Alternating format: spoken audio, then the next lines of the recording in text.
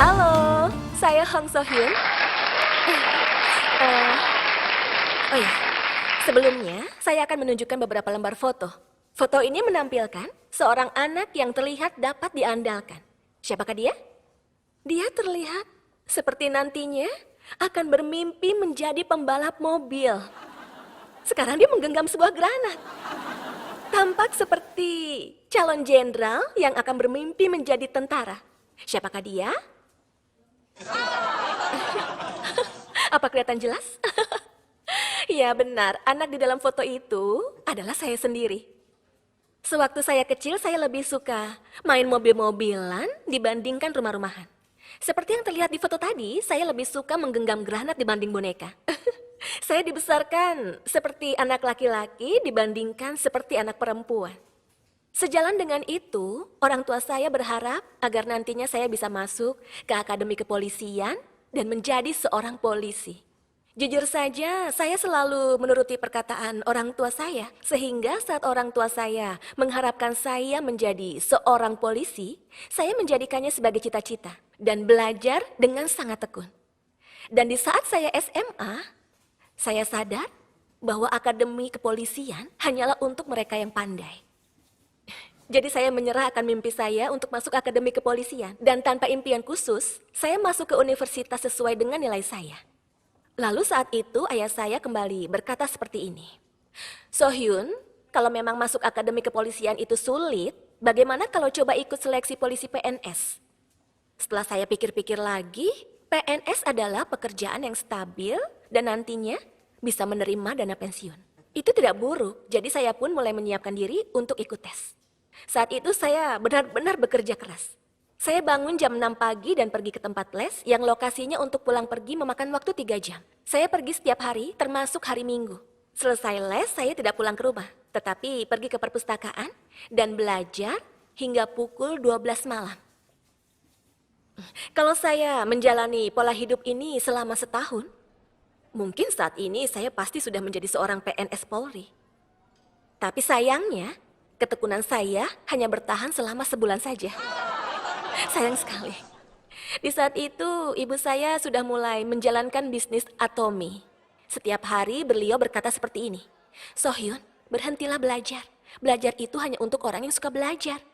Lebih baik kamu ikut ibu menjalankan bisnis Atomi. Tapi hal yang lucu dari perkataan ibu saya ini, ibu saya dulunya adalah seorang guru les matematika. Makanya, kalau saya salah satu soal matematika saja, bagi saya itu bukan masalah, tapi bagi ibu saya malah stres sendiri sampai-sampai menderita radang usus. Saya jadi berpikir kenapa sekarang ibu saya berubah seperti itu. Sehingga saat itu saya mulai merasa penasaran dengan Atomi. Saya akhirnya mulai mencari tahu mengenai Atomi. Jadi saya mulai membandingkan Atomi dengan menjadi PNS Polri.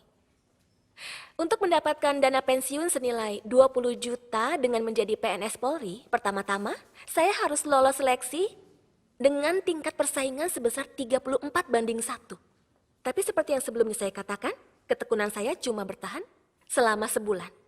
Makanya saya merasa ini sangat sulit. Dan ini tidak berakhir hanya sampai di sini saja. Karena setelah lulus seleksi, saya harus terus bekerja selama 30 tahun untuk bisa mendapatkan uang 20 juta setahun. Tapi saat saya melihat Atomi, saya jadi berpikir bisnis ini kekurangannya adalah tidak bisa menghasilkan uang dengan cepat. Akan tetapi saya yakin saya bisa mendapatkan dana pensiun senilai 20 juta rupiah dalam waktu kurang lebih dari 30 tahun. Saya berpikir bahwa jika demikian saya bisa mendapatkan penghasilan yang jauh lebih besar dan saya yakin saya bisa. Sehingga setelah saya memikirkannya dengan masak-masak, saya akhirnya memutuskan untuk tidak menghabiskan 30 tahun hidup saya dengan bekerja sebagai PNS, tapi melainkan dengan bekerja keras di Atomi selama 1/5 dari 30 tahun sambil menikmati masa muda saya. Tapi ada satu alasan penting lainnya mengapa saya memilih Atomi ini. Ibu saya saat itu sudah menjalankan bisnis Atomi selama sekitar 6 tahun.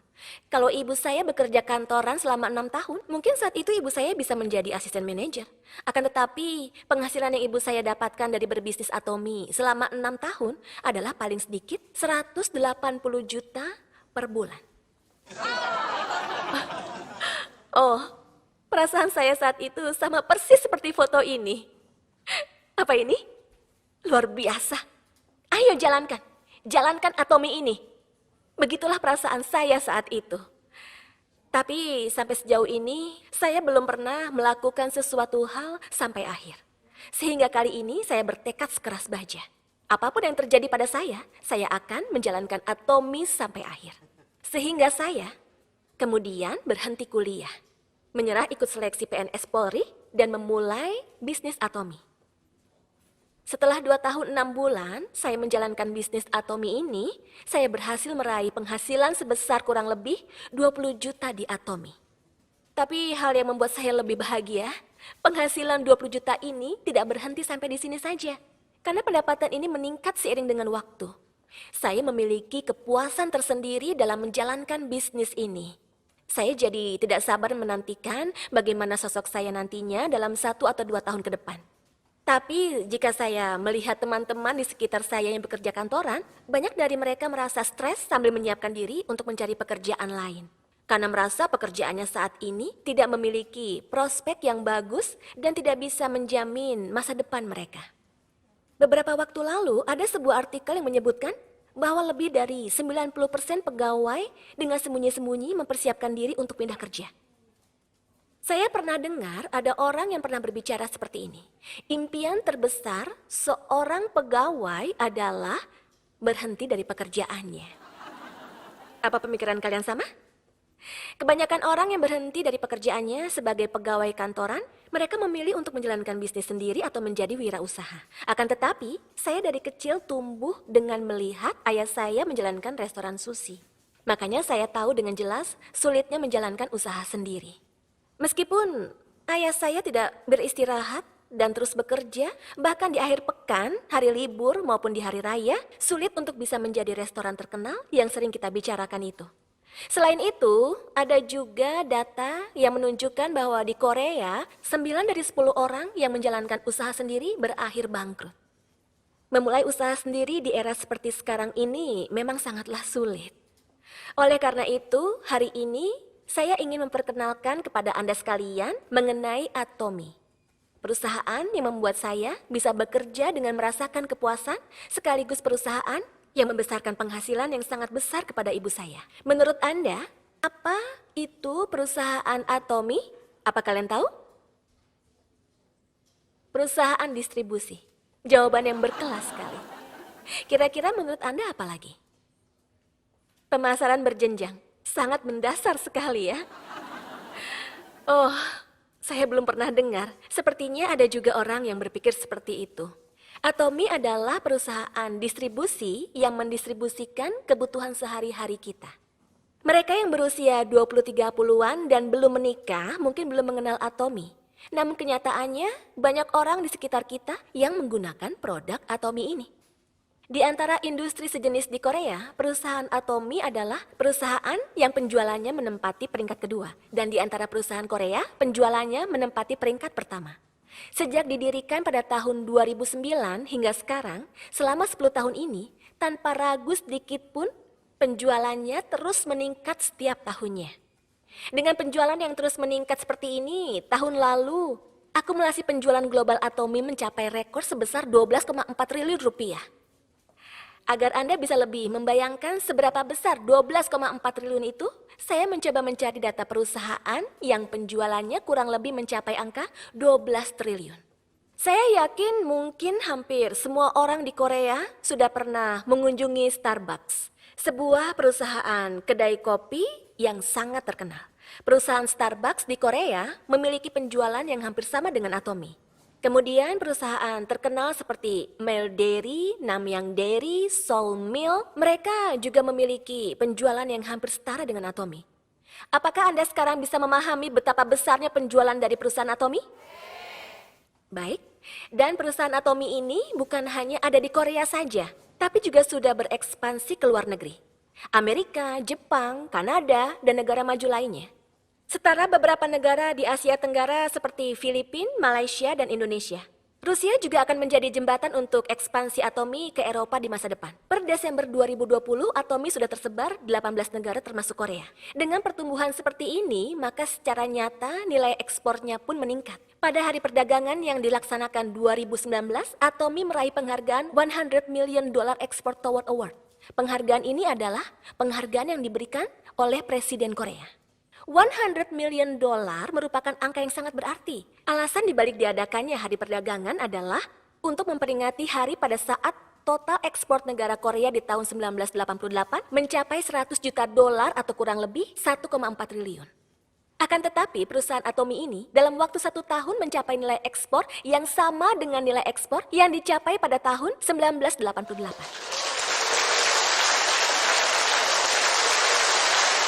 Baiklah. Berkat perusahaan Atomi yang terus berkembang sampai ke luar negeri, saya yang awalnya tidak mengenal seorang pun orang asing, bisa berkesempatan untuk mengunjungi Indonesia dengan tujuan bisnis dan juga sekalian liburan. Sebenarnya sebelum saya menjalankan bisnis Atomi ini, sekalipun saya belum pernah ke luar negeri. Akan tetapi, berkat Atomi yang berkembang secara global ini, sambil menjalankan bisnisnya, saya bisa mendapatkan pengalaman berharga dengan berkesempatan untuk mengunjungi 8 negara. Kemudian beberapa waktu lalu, majalah penjualan langsung Amerika bernama Direct Selling News memilih 100 perusahaan global terbaik. Atomi hanya dalam waktu 10 tahun berhasil menduduki peringkat ke-20. Tetapi hal yang lebih mengejutkan lagi, perusahaan lain yang berada pada peringkat di atas 20 merupakan perusahaan yang telah berusia rata-rata 50 tahun. Tetapi Atomi yang baru berusia 10 tahun sudah berhasil memasuki peringkat 20 besar. Kalau begitu kira-kira di peringkat berapakah Atomi akan berada pada saat 50 tahun setelah Atomi didirikan? Tepat sekali. Nah, berikut ini adalah daftar negara di mana Atomi akan melakukan ekspansi. Di tahun 2020, Anda dapat melihat negara-negara dengan populasi besar seperti India dan Cina. Atomi juga akan merambah pasar Eropa, seperti di Inggris, Jerman, dan Prancis. Dan saya yakin ketika pasar Atomi semakin menyebar ke luar negeri, maka peringkat Atomi akan terus naik. Pada majalah ekonomi Forbes, ada sebuah artikel yang berisikan wawancara Chairman Park Han-gil. Di artikel itu, beliau berkata seperti ini, tujuan utama perusahaan Atomi adalah untuk menjadi perusahaan nomor 1 di dunia. Saya merasa sangat bangga. Tentunya ada banyak alasan di balik pertumbuhan Atomi yang begitu baik. Dan hari ini saya akan membicarakan salah satu di antara alasan-alasan tersebut. Saya akan memperkenalkan produk-produk Atomi pada kalian. Sebenarnya saya ingin sekali menjelaskan mengenai semua produk yang dimiliki oleh Atomi. Akan tetapi, karena keterbatasan waktu, hari ini saya akan memperkenalkan 2 produk saja. Yang saat ini sangat saya sukai dan produk yang penjualannya menempati peringkat pertama. Produk favorit saya yang pertama adalah Atomi 3 Seconds Beauty Water. Saat saya masih kecil, kalau musim dingin sudah dimulai, saya harus selalu membeli lip balm. Saya memiliki kulit yang sangat kering, sampai-sampai saya harus mengoleskan lip balm. Bukan hanya pada bibir saja, tapi pada pipi juga. Sehingga tidak peduli, sebanyak apapun saya mengoleskan kosmetik di wajah saya, kulit saya tetap saja terasa kering. Akan tetapi setelah Atomi 3 Seconds Beauty Water diluncurkan dan setelah saya menggunakannya teratur, setelah mencuci wajah dan menggunakan sebagai mist, saya sekarang benar-benar memiliki kulit yang lembab dalam 24 jam selama 1 tahun. Dan produk yang kedua adalah produk yang saat ini menempati penjualan nomor 1. Dia adalah produk Hemohim. Hemohim ini adalah suplemen kesehatan yang sangat baik untuk sistem imun tubuh. Produk ini dikembangkan oleh sebuah lembaga nasional Korea selama 8 tahun dan menghabiskan dana sebesar 50 miliar. Ini merupakan produk bagus yang manfaatnya sudah dirasakan oleh banyak orang. Ada sebuah badan internasional IAEA yang merupakan organisasi berkumpulnya wakil organisasi nuklir dari setiap negara. Pada saat diadakan rapat umum di IAEA, salah satu produk yang dibawa oleh delegasi Korea adalah produk Hemohim ini. Anda tahu kan jadi perwakilan negara itu sulit? Anda bisa membayangkan Hemohim ini sebagai produk obat tradisional yang menjadi perwakilan dari Korea. Saat ini pun, kalau Anda mengunjungi situs resmi IAEA, Anda bisa melihat informasi mengenai Hemohim. Semua produk Atomy seperti 3 Seconds Beauty Water dan Hemohim dibuat dengan kualitas terbaik dan harga yang terjangkau. Oleh karena itu, ketika saya membicarakan mengenai produk Atomy, saya bisa berbicara dengan nyaman, seperti pada saat saya menceritakan mengenai film menarik yang sudah saya tonton. Atau seperti saya mengenalkan restoran enak yang pernah saya kunjungi, dan tentunya bukan dengan perasaan yang terbebani.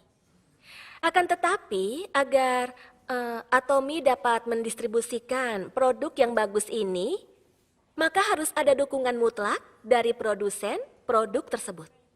Cara Atomy mendapatkan dukungan mutlak dari mitra usaha adalah dengan usaha keras demi tumbuh bersama dan bukannya dengan menyalahgunakan kekuasaan. Bagian tumbuh bersama adalah bagian yang paling saya banggakan pada saat saya mengenalkan mengenai Atomy ini.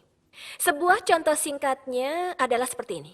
Ada sebuah perusahaan bernama Sea Village yang menjadi supplier ikan makarel di Atomy. Ikan makarel yang katanya paling enak adalah ikan makarel dari Norwegia antara bulan September sampai Oktober. Sehingga perusahaan ini harus membeli ikan makarel untuk persediaan selama 1 tahun sekaligus dalam satu waktu. Namun saat itu mereka tidak memiliki dana yang cukup. Perusahaan Atomy yang mendengar mengenai hal itu, kemudian meminjamkan dana untuk membeli ikan tersebut senilai 10-15 miliar. Kalau Anda melihat bagian bawah artikel ini, Anda akan menemukan cerita seperti ini.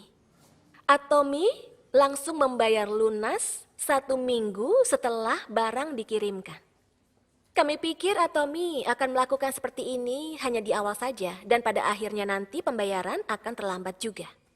Tapi selama 7 tahun tidak pernah sekalipun melanggarnya. Jika sistem pembayaran diterapkan seperti ini, maka ini bisa menjadi pertumbuhan bersama bagi bisnis kecil dan menengah. Perusahaan berikutnya adalah perusahaan bernama Sairon Food yang memasok ramen di Atomy. Pada satu waktu, cup ramen Atomy habis terjual untuk waktu yang cukup lama. Penyebabnya terjadi kebakaran di lini produksi dari cup ramen tersebut. Atomy tentu saja memberikan dana untuk penanggulangan kerusakan, dan selama proses pemulihan, bukannya mencari pemasok lain, Atomy justru menunggu perusahaan itu untuk bisa beroperasi kembali dan bilang, selama proses pemulihan, Anda tidak perlu mengkhawatirkan hal lain. Kami akan tetap menunggu, dan Atomy benar-benar menunggu selama sekitar 1 tahun. Setelah itu, Serum Food yang telah kembali pulih, kemudian meningkatkan isi dari cup ramen sebesar 20% tanpa menaikkan harga. Luar biasa, bukan? Anda sudah mendengarkan sampai saat ini. Apakah Anda sekarang merasa bahwa perusahaan ini bagus dan produknya juga bagus? Tapi pasti ada di antara Anda sekalian yang berpikir seperti ini. Semuanya terdengar baik, tetapi saya yang masih muda dan belum memiliki pengalaman apapun, tidak pandai berbicara, apakah saya dapat menjalankan bisnis ini? Pasti di antara kalian ada yang memikirkan hal seperti ini, kan? Saya pun sebelum memulai bisnis ini juga berpikir seperti itu. Akan tetapi, di Atomy ada rancangan pemasaran yang akan menyelesaikan kekhawatiran itu. Makanya ibu saya sudah terlebih dahulu memulai bisnis ini dan saya tidak memiliki siapapun yang dapat saya daftarkan karena saya tidak memiliki koneksi. Namun, setelah ibu dari teman saya bersama saya menjalankan bisnis Atomy, saya yang tidak memiliki koneksi, melalui koneksi yang dimiliki ibu teman saya, sekarang berhasil membuat banyak konsumen dan partner. Saya bukan orang pandai atau pintar dalam berbicara. Meski demikian, karena saya bekerja dengan mereka yang pandai berbicara, bisnis yang mereka jalankan secara alami terhubung dengan bisnis saya. Dan bisnis saya pun tumbuh bersama dengan bisnis mereka. Oleh karena itu, kalau Anda sekalian memiliki kekhawatiran seperti itu, Anda jangan khawatir. Karena sebelum saya bertemu dengan Atomy, saya tidak pernah memiliki impian saya sendiri. Saya adalah orang yang menjadikan impian yang ditentukan oleh orang lain. Akan tetapi, setelah bertemu Dengan Atomi, saya mulai memimpikan impian saya sendiri dan mulai memikirkan pekerjaan apa yang akan saya kerjakan. Sehingga sekarang saya memiliki banyak hal yang ingin saya lakukan. Tapi karena waktu terbatas, saya beritahu satu saja. Apakah Anda bisa melihat foto yang paling besar? Orang yang ada dalam foto ini adalah panutan saya. Beliau ibu saya. Itu ibu saya. Bagaimana? Dia cantik kan? Saya mirip dengan ibu saya kan? Jangan bilang saya mirip ayah saya.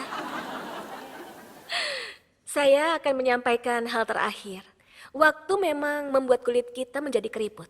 Namun menyerah pada mimpi kita akan membuat jiwa kita menjadi keriput. Apa ada di antara kalian yang memiliki kerutan di jiwa Anda sebelum bertemu dengan Atomi seperti saya? Tulisan ini adalah sebaris dari puisi masa muda yang sering dibaca oleh Jenderal MacArthur. Melalui seminar hari ini, saya harap Anda sekalian bisa kembali menemukan masa muda Anda yang telah hilang. Sekian seminar dari saya, terima kasih.